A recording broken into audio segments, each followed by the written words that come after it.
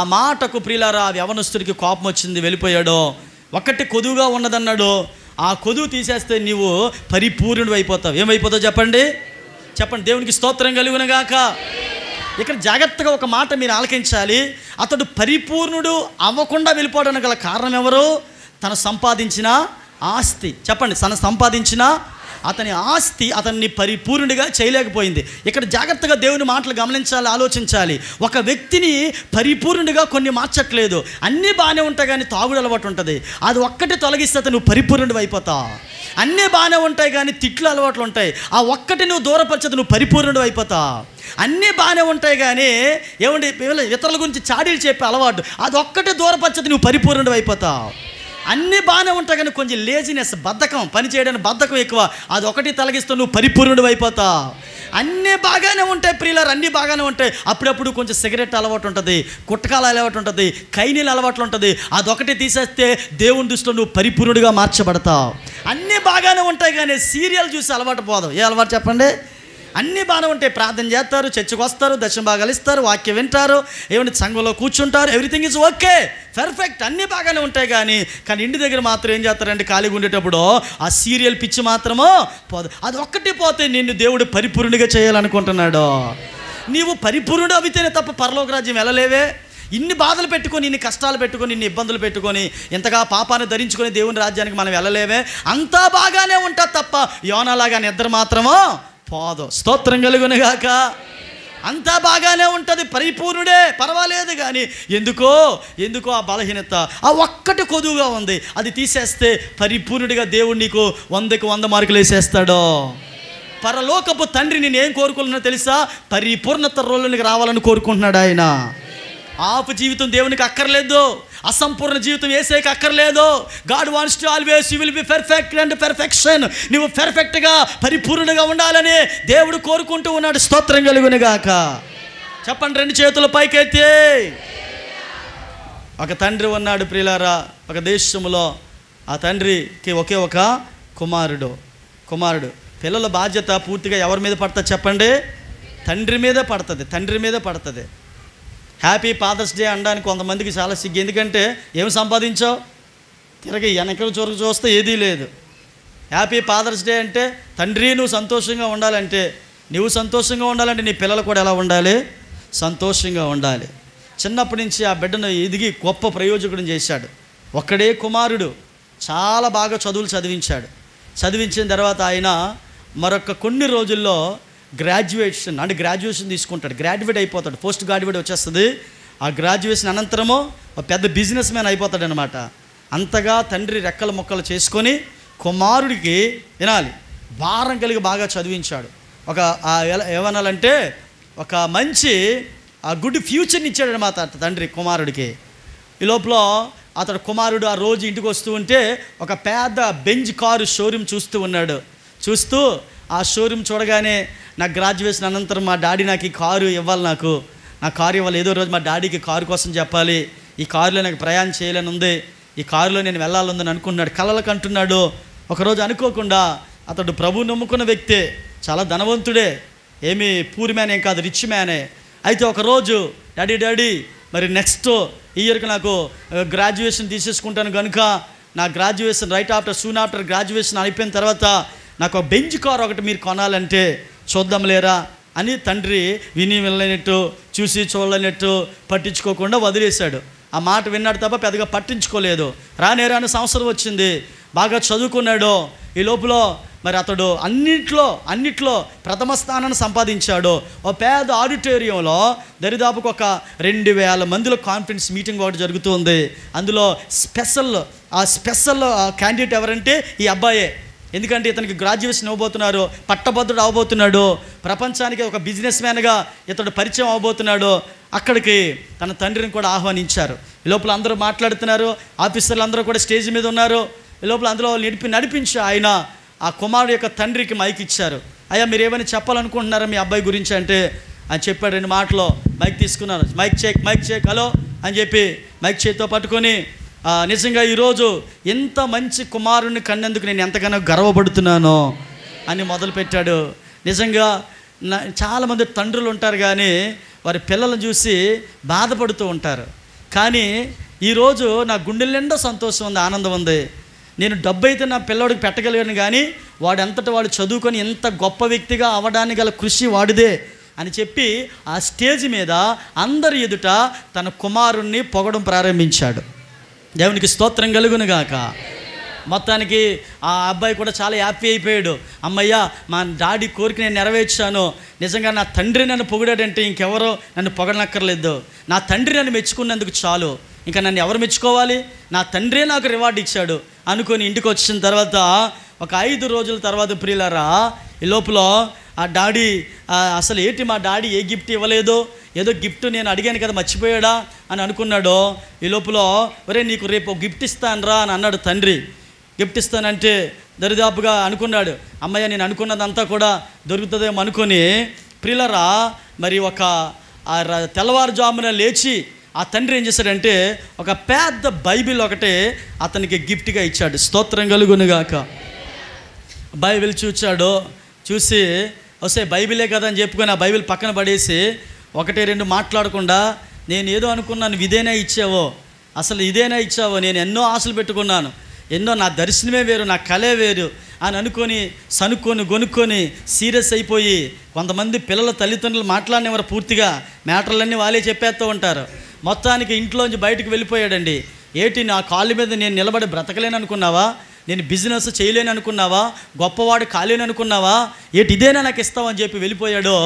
ఆడు 3-4 ఇయర్స్ ఎవరికి కనబడకుండా వెళ్ళిపోయి తను అనుకున్న రీతిలోనే ప్రపంచానికి తెలియపరిచేటట్లుగా ఒక మంచి బిజినెస్ చేస్తూ వాళ్ళ టీములో అందరికంటే ఈ కుర్రవాడిని దేవుడు దీవిస్తూ ఒక ఉన్నతమైన స్థానానికి దేవుడు ఆ బిడ్డను తీసుకొని వచ్చాడు.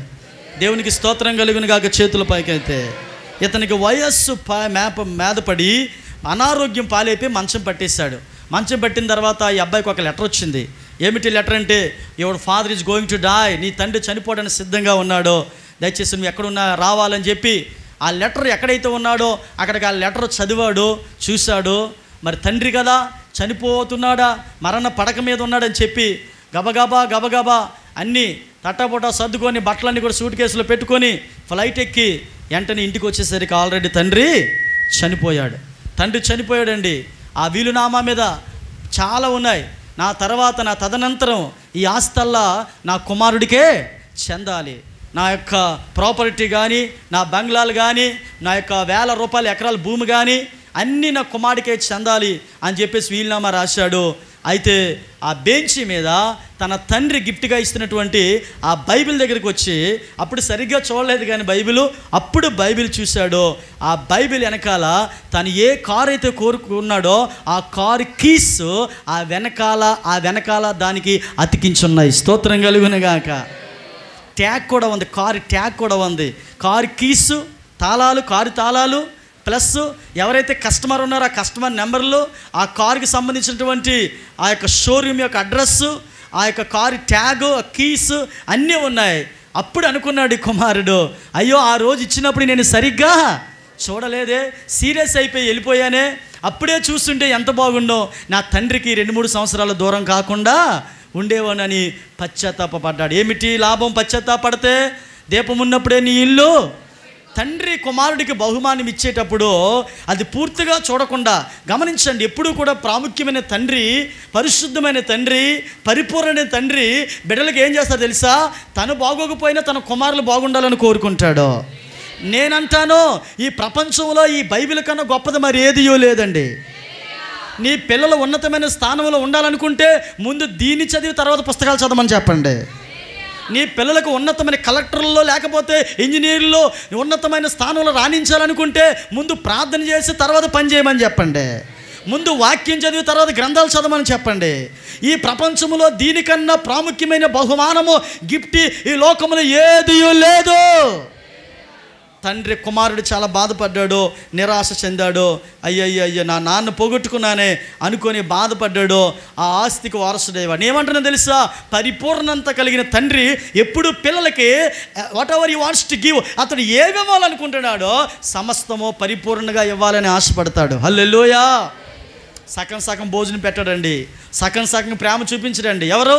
పరిపూర్ణత గల తండ్రి. అందరూ చెప్పాలి, ఏ తండ్రి? తండ్రి పరిపూర్ణత గల తండ్రి. ఇతల్లో అసంపూర్ణత ఉండదు, ఇతల్లో అవిధేయత ఉండదు, ఇతల్లో అసత్యం ఉండదు, ఇతడు డంబికంగా ప్రవర్తించడు, స్వార్థము చూపించడు, అయోగ్యంగా ఉండడు. ఎప్పుడు ఆ తండ్రి ఆ పిల్లల్ని ఒక రూటులో పెట్టుకోవాలనే ఆశపడుతూ ఉంటాడు. చెప్పండి, దేవునికి స్తోత్రం కలుగునుగాక. ఈ రోజుల్లో అయితే ఇద్దరు పిల్లలతోతే ఫినిష్ ఆపరేషన్లో, లేకపోతే ఒకరు ముగ్గురు. కానీ ఒకానొక రోజుల్లో అయితే ఎంతమంది చెప్పండి? 10, 15, 16. ఆ కనే ఆమెకే ఓపిక ఉండాలండి. ఏమండి, అలా కంటూనే ఉండేవారు. 10 మంది ఉంటే వాళ్ళకి తండ్రి ఒక్కడే ఉండేవాడు. ఆ రకంగా చాలామంది పూర్వదినాల్లో ఎక్కువ సంతానం కలిగి ఉండేది. ఈరోజు జాగ్రత్తగా మీరు గమనించాలి, ఆలోచించాలి. పరిపూర్ణమైన తండ్రి ఎప్పుడు కూడా బిడ్డలకి ఒక ఉన్నతమైనటువంటి స్థానాన్ని కల్పిస్తాడో. రెండవదిగా ప్రతిఫలం ఇచ్చు తండ్రి. ఏ తండ్రి చెప్పండి? ప్రతిఫలం ఇచ్చు తండ్రి. మత్తయి సువార్త 6వ అధ్యాయము 6వ వచనం, gospel according to Matthew chapter 6:6. 6వ అధ్యాయం 6వ వచనంలో ఒక చక్కటి మాట ఉంది. ఆమె ఏమిటో చదువుదాం. ప్రతిఫలం ఇచ్చే తండ్రి. Profit, the father will give you always profit. తండ్రి ఎప్పుడు పిల్లలకి ప్రాఫిట్ ఇస్తాడు, ప్రతిఫలం ఇస్తాడు. చదవాలి. నీవు ప్రార్థన చేయనప్పుడు నీవు గదిలోనికి వెళ్ళి తలుపు వేసి రహస్యమందున్న, ఎవరికి ప్రార్థన చేయమన్నాడు ఇక్కడ? నీ తండ్రికి ప్రార్థన చేయుము. అప్పుడు రహస్యమందు చూచు నీ తండ్రి నీకు ప్రతిఫలం ఇచ్చును. దగ్గరగా చెప్పలు కూడా దేవుని నామాన్ని మహిమపరుద్దాం ప్రియులారా. ఇక్కడ అంటున్నాడు, ఏమిస్తాడట ఇక్కడ ఈ తండ్రి? ప్రతిఫలం ఇస్తాడట. ప్రతిఫలం ఇచ్చే తండ్రి. ఎప్పుడు? రహస్యంగా నువ్వు దేవుని గదిలోనికి వెళ్ళి ప్రార్థించినప్పుడు, రహస్యంగా మోకరించినప్పుడు, రహస్యంగా దేవునితో మాట్లాడినప్పుడు, రహస్యంగా secretly you need to spend time in the రూమ్లో నువ్వు రహస్యంగా దేవునితో మాట్లాడినప్పుడు రహస్యమందు చూచుచున్న దేవునికి ఏం చేస్తాడు చెప్పండి? ప్రతిఫలం ఇస్తాడు. ఆమేన్, హల్లెలూయా. ఎప్పుడైనా రహస్యంగా తండ్రితో మాట్లాడావా? ప్రభు నాకు అది కావాలి, ఇది కావాలి అడిగావా? బైబిల్ సెలవిస్తుంది, మత్తయి 7:7 ప్రకారంగా అడుగుడు మీకు ఇయ్యబడిన, ఎతకుడు మీకు దొరుకును, తట్టుడు మీకు తీయబడినలో. మరి కీర్తనలో 2:7 అంటాడు, అడుగుడు జనములను స్వాస్యముగాను భూదిగంతములను సొత్తుగా ఇస్తానంటున్నాడు. యోహాను సువార్త 14:14 అంటాడు, మీరు దేనినైతే అడిగి ఉన్నారో అది పొంది ఉన్నారని నమ్మమన్నాడు. యోహాను సువార్త 15వ అధ్యాయము 8వ వచనం అంటాడు, నా యందు మీరు నిలిచినేళ్ళ మీకు ఏది ఇష్టమో అడిగితే అది నేను మీకు ఇస్తానన్నాడు. అడిగితే ఇచ్చే దేవుడు మన దేవుడు.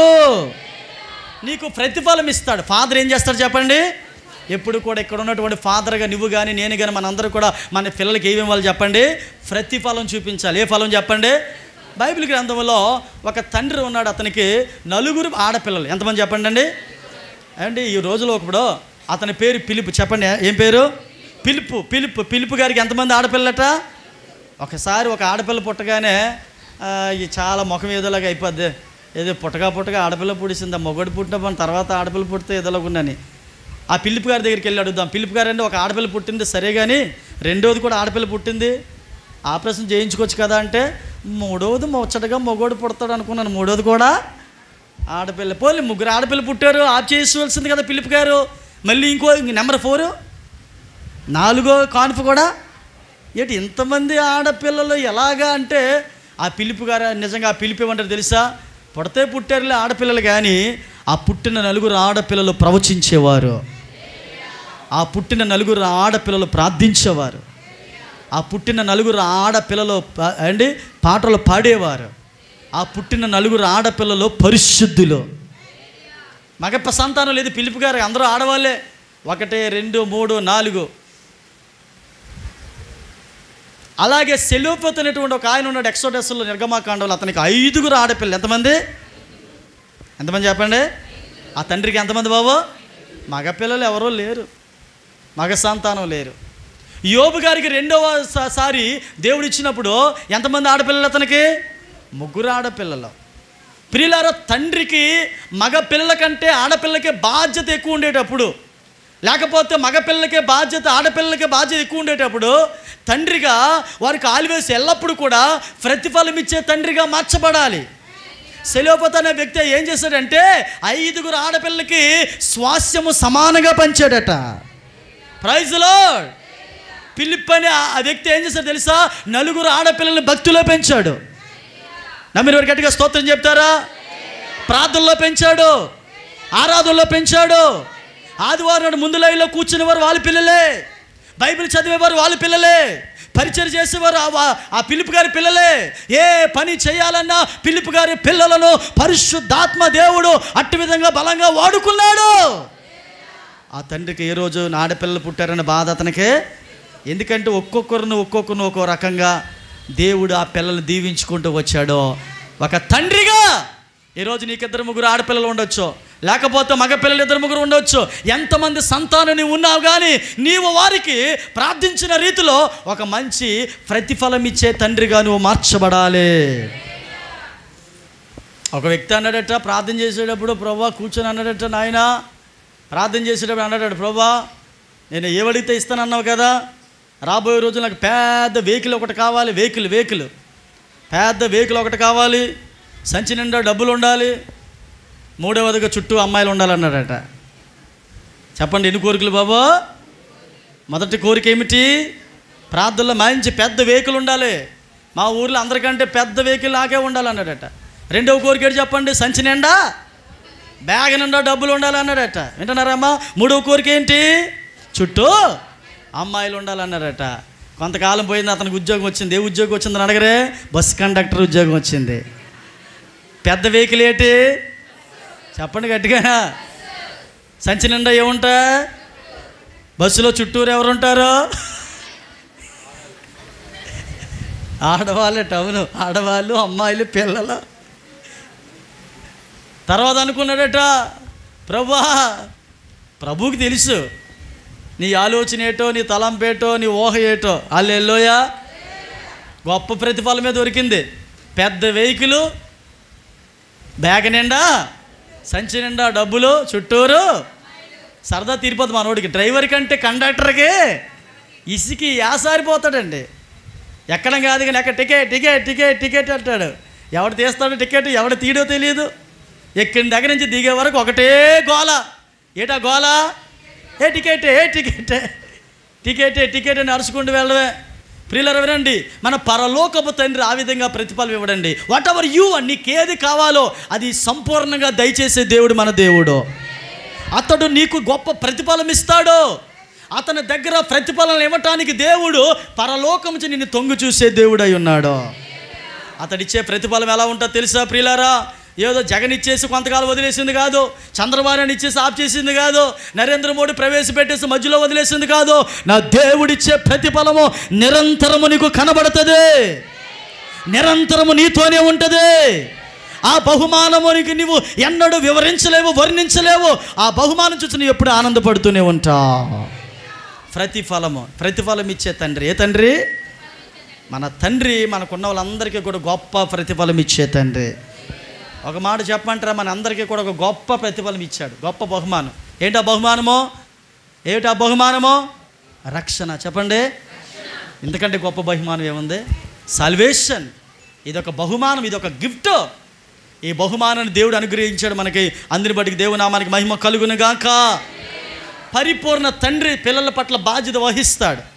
ప్రతిఫలం ఇచ్చే తండ్రి శ్రేష్టమైన ఈవుల్ని ఇస్తాడు. బైబిల్ గ్రంథంలో అంటాడు, తన కుమారుడు చేపను అడిగితే తండ్రి పామును ఇస్తాడా? పాముని అడిగితే చేపని ఇస్తాడా? చేపని అడిగితే పాముని ఇస్తాడా? ఏది కావాలో పిల్లలకి తండ్రి అదే గొప్ప ప్రతిఫలం ఇచ్చే తండ్రి. Praise the lord. నెంబర్ 3, మత్తయి సువార్త 6వ అధ్యాయము 26వ వచనాన్ని కూడా ఒకసారి మనం చదువుదాము. మత్తయి సువార్త 6వ అధ్యాయము 26వ వచనాన్ని ఒకసారి జ్ఞాపకం చేసుకుందాం త్వరగా. ఆకాశ పక్షులను చూడుడి, అవి విత్తవు, కోయవు, అయినను మీ పరలోకపు తండ్రి వాటిని పోషించు. మీరు వాటికంటే శ్రేష్ఠులు కారా? అంటే అర్థం ఏమిటంటే మన దేవుడు పోషించే తండ్రి. ఏ తండ్రి? ఎప్పుడైనా ఏ రోజైనా ఉపవాసం ఉన్నావా? ఏదైనా ఫాస్టింగ్ పెట్టాడా దేవుడు నిన్ను? టిఫిన్ లేకుండా ఏ రోజైనా మొదలుపెట్టి నువ్వు ఉపవాసం ఉంటే తప్ప ఎప్పుడు టిఫిన్ చేస్తూనే ఉన్నావు. నువ్వు ఉపవాసం ఉంటే తప్ప ఎప్పుడు భోజనం చేస్తూనే ఉన్నావు. ఎప్పుడైనా నీకు బట్టలు లేకుండా చేశాడా? సరైనటువంటి భవిష్యత్తు లేకుండా చేశాడా? నిన్ను దేవుడు ఏం చేస్తున్నాడు తెలుసా? పోషించుకుంటూ వస్తున్నాడు. ఇక్కడ ఉన్నటువంటి ప్రతి తండ్రికి దేవుడు మాట చెప్పాలనుకుంటున్నాడు. నీతో పాటు నీ భార్య కూడా ఉంటే ఆమెను కూడా పోషించే బాధ్యత నీదే. హల్లెలూయా. నేను నాకు 3 ఆడపిల్లలు. ఎంతమంది చెప్పండి? నేను నాకు ముగ్గురేటి ఇద్దరే కదా. ఎంతమంది? నేను నాకు 3 ఆడపిల్లలు, ఒక బాబు. ఎంతమంది అయ్యారు? మా పెద్ద పాప, అంతకంటే పెద్ద పాప పాస్టర్ అమ్మ. ఆ తర్వాత చిన్న పాప, మా ఓడు. నాతో పాటు ఎంతమంది అయ్యారు? వాళ్ళ నలుగురి బాధ్యత ఎవరి మీద ఉంది? ఎవరు పోషించాలి? దిస్ ఈజ్ మై రెస్పాన్సిబిలిటీ, నా బాధ్యత. ఒక దైవజనుడిగా నా కుటుంబాన్ని నేను పోషించాలి. వారికి ఏం కావాలో చూసుకోవాల్సిన బాధ్యత నాది. ఎవరో చెప్తే ఇది రాకూడదు. ప్రభువే ప్రతి తండ్రి మనస్సులో ఈ యొక్క కుటుంబాన్ని పోషించాలనేటువంటి మనస్సు దేవుడిస్తాడు. వివాహం కాకమునుపు నా తల్లిదండ్రులు నన్ను పోషించారు. వివాహం అయిన తర్వాత నా కుటుంబాన్ని నేను పోషించాలి. నా బిడ్డను, నా భార్యను, నా పిల్లలు మా అమ్మ నాన్న పోషించరు. ఎవరు పోషించాలి? నేను పోషించాలి. నన్ను, నా కుటుంబాన్ని దేవుడు పోషిస్తాడు. మిమ్మల్ని అందరినీ, మనల్ని ఎవరు పోషిస్తాడు? అతడు పోషిస్తాడు. ఏ చెట్టుకి ఎంత చెట్టుకు అంతే గాలి అన్నట్టుగా ఒకరుగా ఉన్నప్పుడు ఒకరిలా పోషిస్తాడు, ఇద్దరుగా ఉన్నప్పుడు, నలుగురుగా ఉన్నప్పుడు నలుగురులా పోషిస్తాడు, 10 మంది ఉంటే 10 మందిలా పోషిస్తాడు. ఏదో చేసేసుకున్నాను, పెళ్ళి, పిల్లలు పుట్టేసరికి అయిపోయింది, నా బాధ్యత తీరిపోయింది కాదు. నీ బాధ్యత ఏమిటంటే భర్తగా నీ భార్యను, నీ పిల్లలను పోషించే రీతిలో నువ్వు మార్చబడాలి. కొన్నిసార్లు కడుపు కాసుకొని కూడా నీ పిల్లలకి, నీ యొక్క భార్యకు పోషకుడుగా నువ్వు మార్చబడాలి. ఎందుకంటే అది తండ్రి చేయవలసిన బాధ్యత అండి. హల్లెలూయా. ఒకసారి మన ఎదుర్కొండ చెట్టు ఒకటి ఉంది. ఆ చెట్టు మీద కాకి గూడు పెట్టింది. ఎప్పుడు గూడు పెట్టింది. ఆ గూడు పెడితే ఏంటంటారు దానిలో పొలాలు ఉంటాయి కదా, ఆ పొలాలన్నీ తీసుకొస్తే అక్కడ గూడు పెడితే పాస్టమ్ గారు చూశారు. చూసిన తర్వాత పైకి వెళ్ళి చూసినప్పుడు అక్కడ కాకి కొన్ని పిల్లలు పెట్టింది. కాకి పిల్లలు పెడుతున్న మేము అలా గమనించి చూస్తున్నప్పుడు మరి తల్లి కాకో తెలియదు, తండ్రి కాకో తెలియదు. కాకులు ఏం చేస్తారు? 2 కాకులు, అక్కడో కాకు ఇక్కడో కాకి. ఆ కాకులు ఏం చేస్తున్నాయంటే పిల్లలకి ఆహారము, ఇప్పుడు ఉందో లేదు, ఒకవేళ ఉంటే ఉండొచ్చు. చూడండి, చిన్న కాకి పిల్లలు ఉన్నాయి. ఆ 2 కాకులు ఏం చేస్తున్నాయంటే ఆహారం తీసుకొచ్చి పిల్లలకి పెడుతున్నాయి. ఇప్పుడు ఆహారం ఏం చేయాలి? ఆ పిల్లలు తీసుకొని తినాలి. అంటే ఆ కాకి పిల్లల్ని ఈ తల్లిదండ్రులు ఏం చేస్తున్నారు? పోషిస్తున్నారు. చెప్పండి, ఏం చేస్తున్నారు? కనీసం వదిలేసి ఎగిరిపోతే ఏమైపోతాయి? ఆ కాకి పిల్లలు చచ్చిపోతాయి. గాలి వేసి గూడు ఎగిరిపోద్ది. ఎగరడం నేర్పించాలి, పిల్లలకి నడక నేర్పించాలి. ఆ కాకి పిల్లలు ఏం చేస్తున్నాయి? ఆహారం పెడుతున్నాయి. కొన్ని రోజులు అయిపోయిన తర్వాత నెమ్మదిగా ఏం చేస్తాయి? కాకి పిల్లలు నెమ్మదిగా ఎగిరి ఎగిరి ఎగిరి వాళ్ళ అమ్మలాగా, వాళ్ళ నాన్నలాగా ఎగురుతూ ఉంటాయి. ఇక్కడ తండ్రులు చాలామంది ఉన్నారు. చేయవలసిన పని ఏంటి తెలుసు? ఎప్పుడు కూడా మనం ఒకటి పాట చెప్పేస్తాం, తండ్రిగా చేయరా అంటాం, కానీ మనం చేయని కాదు. ముందు నువ్వు చెయ్యి, నీ పిల్లలు చేస్తారు. ప్రార్థనలో కూర్చొని పిల్లలు కూర్చుంటారు. నీవు ఒక పోషకుడిగా మార్చబడి రేపొద్దు నీ పిల్లలు నీకు పోషకుడిగా మార్చబడతారు. కొన్నిసార్లు కొంతమంది పిల్లలు ఏం చేస్తారో తెలుసా? మనం చెప్పిన మాట వినరు. ఎప్పుడు వింటారంటే, అమ్మా వినాలి, తండ్రిగా నువ్వు బాధపడుతున్నావా? రేపన్న దినమందు నీ పిల్లలకి పెళ్లి చేసిన తర్వాత నీ కుమారుడు ఒక తండ్రిగా మారుతాడు, చూసావా? అప్పుడు నీ పెయిన్ ఏటో, నీ బాధ ఏటో, నీ వేదన ఏటో, నీ బాధ్యత ఏటో నీ కుమారుడిగా అర్థమవుతుంది. అంతవరకు వాడికి తండ్రి పాత్రలోకి ఇంకా రాలేదు. ఉన్నాడు బ్యాచిలర్గా. చెప్పుకుంటే చెప్పించి ఎలాగంటే చెప్పండి, చెప్పుకుంటే చెప్పించి కొట్టుకో. వింటే వింటాను, లేకపోతే విన్నా. నువ్వు నాకు చెప్పడం ఏమిటి, నేను వినడం ఏమిటి? నాకు తెలియదు అనుకున్నావా? నేనేమన్నా చిన్న పిల్లోని అనుకున్నావా? మరి ఇది ఒకటి బ్లాక్మెయిలింగ్ ఒకటే. ఏంటి చెప్పండి? ఏమైనా అంటే పిల్లలు ఏం చేస్తున్నారు చెప్పండి? ఇంట్లో నుండి వెళ్ళిపోతాను, లేకపోతే పురుగుల మందు, సముద్రంలో, చెరువులో. ఇదే పని కొంతమందికి తల్లిదండ్రులు భయం వేసేస్తుంది. అంటున్నారా? కొంతమందికి తండ్రుల్లో పిల్లల పట్ల మాదిరికరమైన జీవితం ఉండట్లేదండి. చేయమంటారు కానీ వీళ్ళు మాత్రం చేయరు. ఎలా ఉంటుంది? మోడల్గా తండ్రి ఏం చేయాలి? మార్చబడాలి. స్తోత్రం చెబుదామా? హలో, నీ ఇంట్లో ఎంతమంది ఉన్నారో వాళ్ళందరి పట్ల ఒక తండ్రిగా నీ బాధ్యత. వాళ్ళు పోషించాలి, సంరక్షించాలి. ఎండొస్తే గొడుగుగా మారాలి. స్తోత్రం చెప్పండి. చలికాలంలో దుప్పట్లా మారాలి. బయటికి వెళ్ళేటప్పుడు నీ కుటుంబం నీకు గుర్తుకు రావాలి. నీవు నీ కుటుంబం పట్ల ఒక పోషకుడిగా మార్చబడాలి.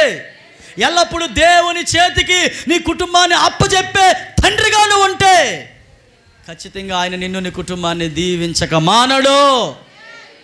చెప్పండి, పరిపూర్ణత గల తండ్రి పిల్లల పట్ల బాధ్యత వహిస్తాడు. స్తోత్రం కలుగునగాక.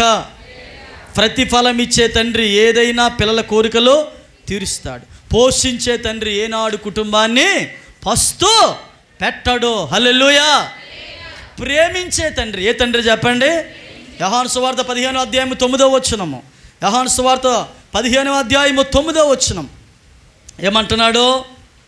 యోహాను సువార్త 15వ అధ్యాయము 9వ వచనంలో రాయబడిన మాట ఏంటంటే, తండ్రి నన్ను ఎలాగూ ప్రేమించునో నేనును మిమ్మును అలాగూ నా ప్రేమ యందు నిలిచి యుండుడి. హల్లెలూయా. అమ్మ, ఏ తండ్రి అమ్మ ఈ తండ్రి? ప్రేమించే తండ్రా, పగబెట్టే తండ్రా? ప్రేమించే తండ్రా, పగ తీర్చుకునే తండ్రా? ప్రేమించే తండ్రా, లేకపోతే అసహించుకునే తండ్రా? పిల్లలు ఎలా ఉన్నా కానీ తండ్రి ఏం చేస్తాడు? హలో, ఏం చేస్తాడు? ప్రేమిస్తాడు, ప్రేమిస్తాడు, ప్రేమిస్తాడు.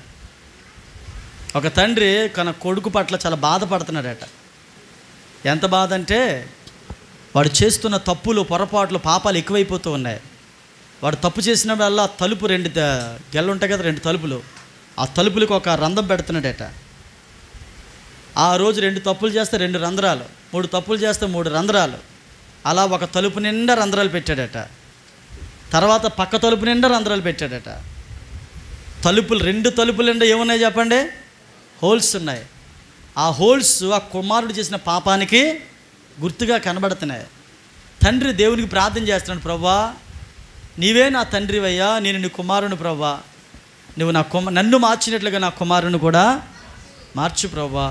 వాడు తప్పులు ఎక్కువైపోతున్నాయి, పొరపాట్లు ఎక్కువైపోతున్నాయి, పాపాలు ఎక్కువైపోతున్నాయి.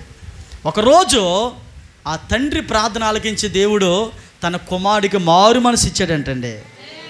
Praise the lord. అప్పుడు వెంటనే ఆ కుమారుడు వచ్చి అడిగాడు, డాడీ డాడీ ఆ 2 తలుపులు ఎందుకు అన్ని హోల్స్ ఉన్నాయి?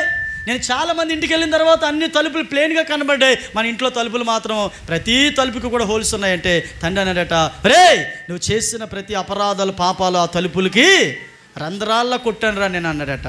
డాడీ ఇక్కడి నుంచి నేను ఏ తప్పులు, ఏ పాపములు చేయను డాడీ, ఎలాంటి పొరపాట్లకి వెళ్ళను డాడీ.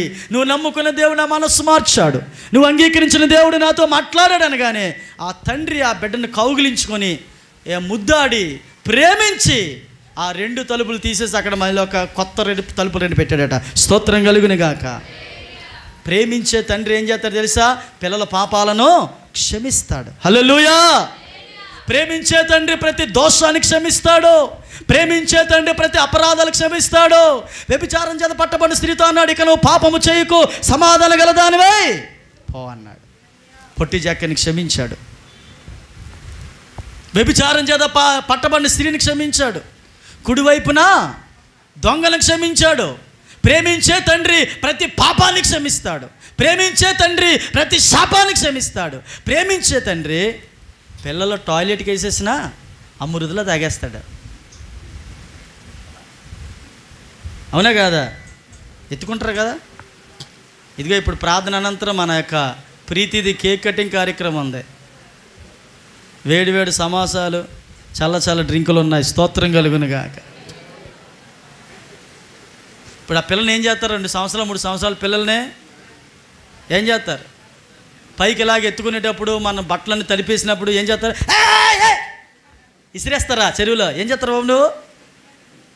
నీ వయసు ఎంత? వయసు ఎంత? 15 సంవత్సరాలు అన్నయ్యకి 2 సంవత్సరాలు చెల్లి. నిలబడు ఒకసారి. నల్ల బట్టలు తెల్ల బట్టలు వేసుకొచ్చాడు. 15 సంవత్సరాలు. హల్లెలూయా. ఎంత చెప్పండి?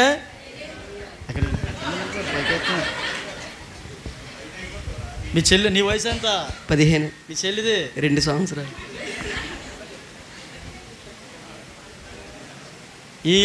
వీళ్ళ అమ్మగారు వచ్చారు, ఆల్రెడీ వచ్చారా మా ఆశీర్వాదం గారు? వాళ్ళ నాన్నగారు వాళ్ళ అమ్మగారు 2వ వారం 3వ వారంలో అడుగు పెట్టగానే, ఈ చర్చిలో అడుగు పెట్టగానే వీళ్ళ అమ్మగారు వీళ్ళ చెల్లిని ధరించింది. స్తోత్రం కలుగునుగాక. మీ చెల్లిని ఇప్పుడు టాయిలెట్కి వేసినప్పుడు, చీవిడి చీదేసినప్పుడు, జుత్తి పీకేసినప్పుడు ఏం చేసేవాడు? అదలకన్నావా? కూర్చోవాలి. ప్రేమిస్తాడు. ఏం చేయాలి చెప్పండి? మా చెల్లే కదా, ప్రైజ్ లార్డ్, నా కూతురే కదా, ఏమనుకోవాలి, నా కుమారుడే కదా, ఆమేన్, నా పిల్లలే కదా. తండ్రి ఏం చేస్తాడండి? పిల్లల్ని ప్రేమిస్తాడు. ప్రేమించే తండ్రి పిల్లల్ని అసహించుకోడు.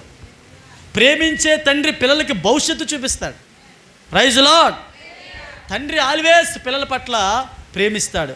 ఆ ప్రేమలోనే గద్దింపు ఉంటుందండోయ్, ఆ ప్రేమలోనే బెత్తవాడుతాడండోయ్, ఆ ప్రేమలోనే శిక్షిస్తాడండోయ్, ఆ ప్రేమలోనే తొక్క తీస్తాడండోయ్, ఆ ప్రేమలోనే వెనకాల వీపి మీద దోసులు, చపాతీలు, పోరాటాలు అన్నీ అయిపోతాయి. ఆ ప్రేమలోనే అన్నీ గద్దిస్తూ ప్రేమిస్తాడు, శిక్షిస్తూ ప్రేమిస్తాడు, తొక్క తీస్తూ ప్రేమిస్తాడు, పెడుతూ ప్రేమిస్తాడు. ఒక బొగ్గ మీద ముద్దు, మరొక బొగ్గ మీద జల్లకాయ, లెంపకాయ, ప్రేమిస్తూనే తండ్రి అన్నీ చేస్తాడు. ఎందుకంటే ఫాదర్కి ఆల్వేస్ పిల్లలంటే అంత ప్రేమ అన్నమాట. హల్లెలూయా. వింటున్నారండి? ప్రేమించే తండ్రిగా యేసు నామములో నువ్వు మార్చబడుదువుగాక.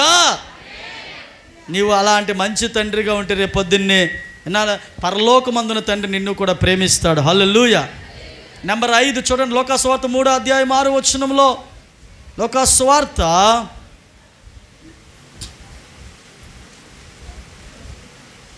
6వ అధ్యాయము 36వ వచనము అనుకుంటాను. చూడండి ఒకసారి.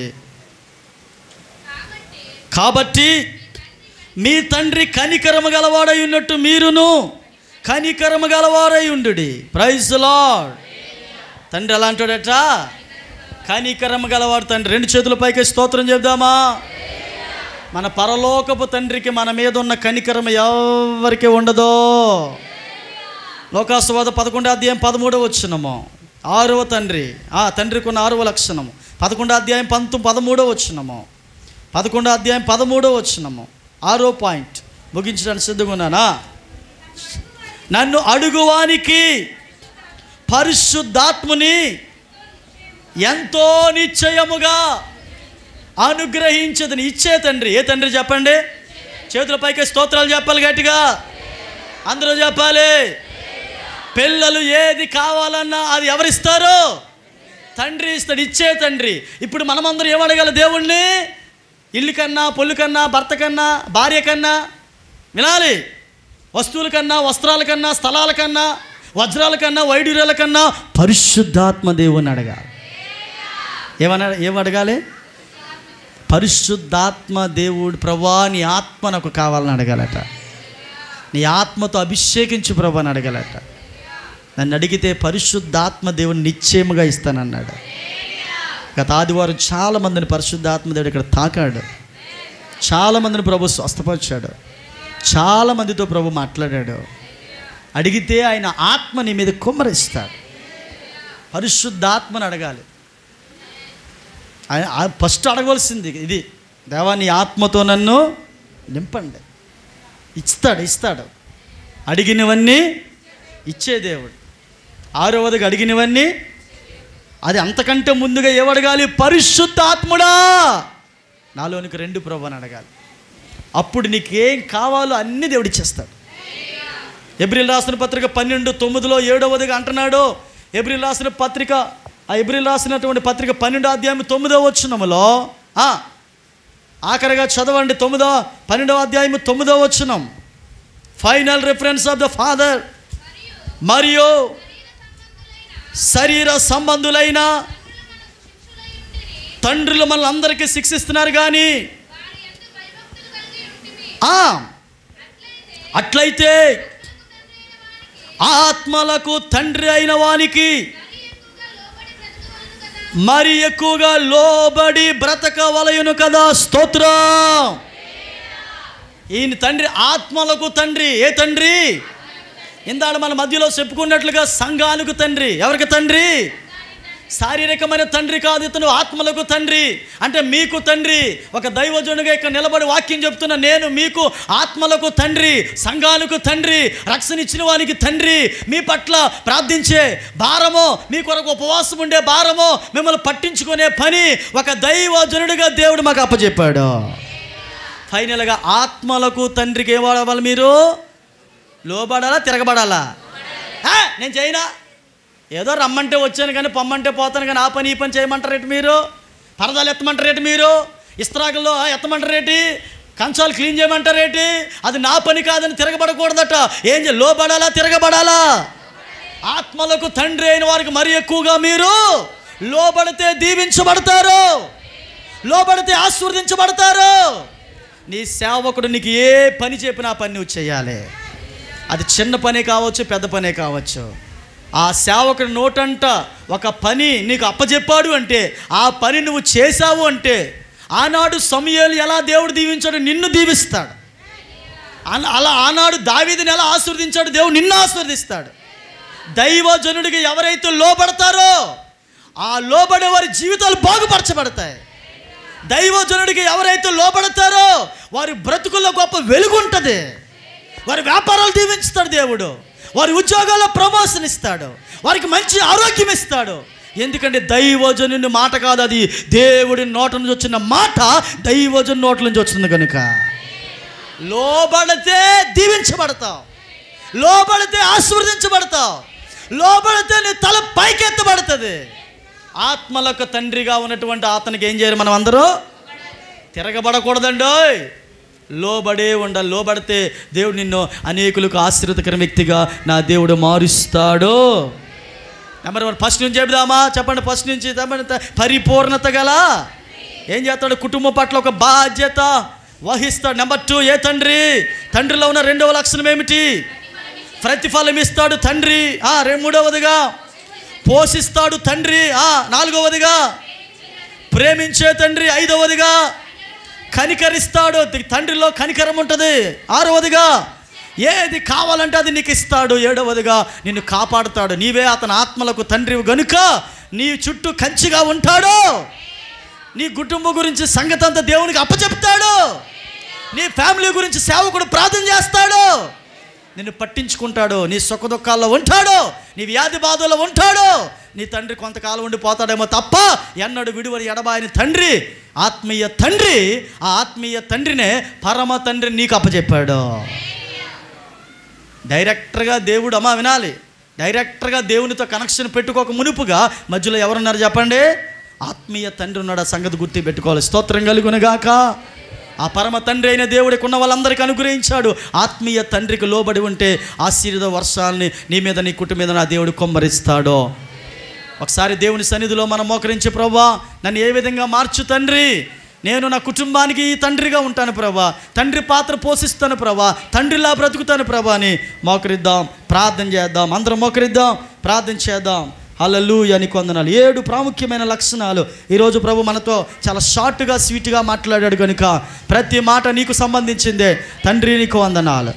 నోరు తెరవాలి. ప్రభువా నీకు వందనాలు. పరిశుద్ధాత్ముడా నీకు వందనాలు. జీవము కలిగిన మా తండ్రి నీకు వందనాలు. ప్రభువా